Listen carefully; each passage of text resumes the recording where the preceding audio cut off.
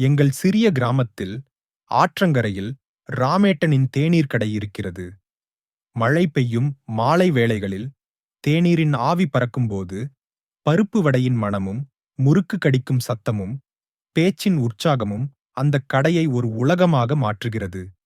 ஒரு மழைக்கால மாலையில் காற்று இலைகளை அசைக்கும்போது குഞ്ഞப்பு, கிராமத்தின் செய்தி பரப்புபவர், ஒரு செய்தியை வீசினார். டேய், கேட்டியா? நம்ம சாந்தம்மாவ பட்டணத்துல ஒரு ஹோட்டல்ல ஒரு இளைஞனோட பார்த்தாங்க. தேநீர் கடையில் மௌனம். ராமேட்டனின் கையில் இருந்த தேநீர் கிளாஸ் கீழே இறங்கியது. சாந்தம்மாவா? பெரிய வீட்டு சாந்தம்மா, 50 வயசு தாண்டலையா என்று அவர் நம்ப முடியாமல் கேட்டார். ஆமா, ஒரு 30 வயசு பையனோட என்று குഞ്ഞப்பு தலையாட்டினார். பற்கள் குறைந்த முத்தப்பன் வெற்றிலை மென்றபடி சொன்னார். டேய், சாந்தம்மாவ நான் சின்ன வயசுலிருந்து தெரியும். அவ வாழ்க்கையை ஒரு தடவை கேளு. முத்தப்பன் சொன்னார்.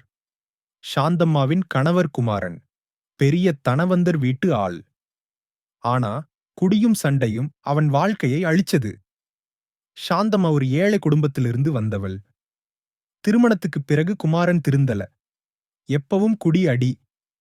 சாந்தம்மா தனியா 3 பிள்ளைகளை ராஜேஷ், சுரேஷ், லதா வளர்த்து படிக்க வச்சு கல்யாணம் பண்ணி வச்சா.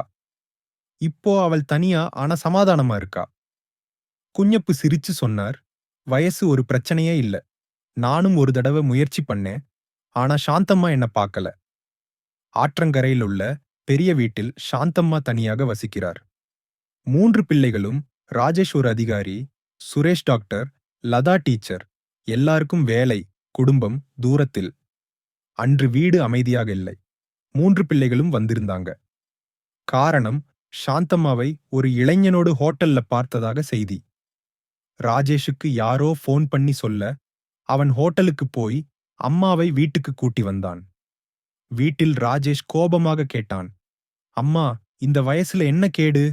ஊரு தெரிஞ்சா நாங்க என்ன முகத்தை காட்டுவோம்? சுரேஷ் சேர்ந்து சொன்னான். அப்பா போனப்போ வேற கல்யாணம் பண்ணிருக்கலாமே. இப்போ இந்த நாணக்கேடு எதுக்கு? லதா சொன்னா.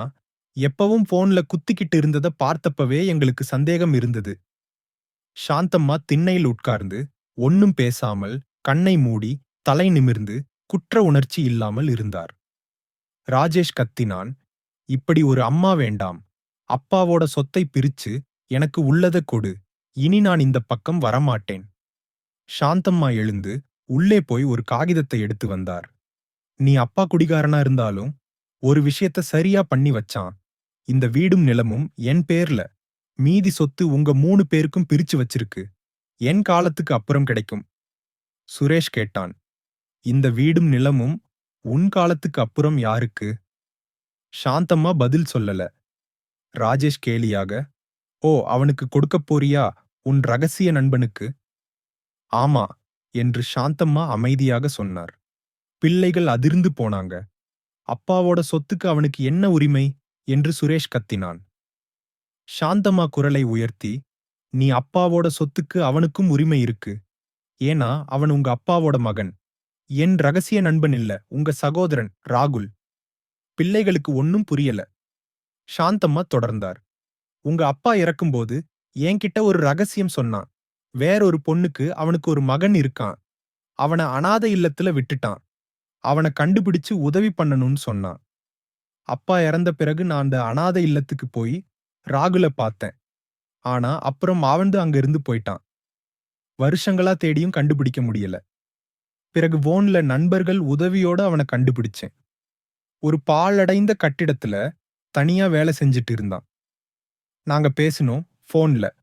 பிறகு சந்திச்சோம். அவன் என்னை அம்மான்னு கூப்பிட்டான். நான் மகனேன்னு சொன்னேன். ஒரு மகனோட அன்ப அவன் எனக்கு கொடுத்தான். நான் ஒரு அம்மாவோட பாசத்தை அவனுக்கு கொடுத்தேன். ஹோட்டல்ல நாங்க சந்திச்சு இரவு நேரங்கள்ல பேசினோம். துக்கத்தையும் சந்தோஷத்தையும் பகிர்ந்துக்கிட்டோம். உங்க 3 பேருக்கும் என்ன பார்க்க நேரம் இல்ல. பிஸி இல்லையா?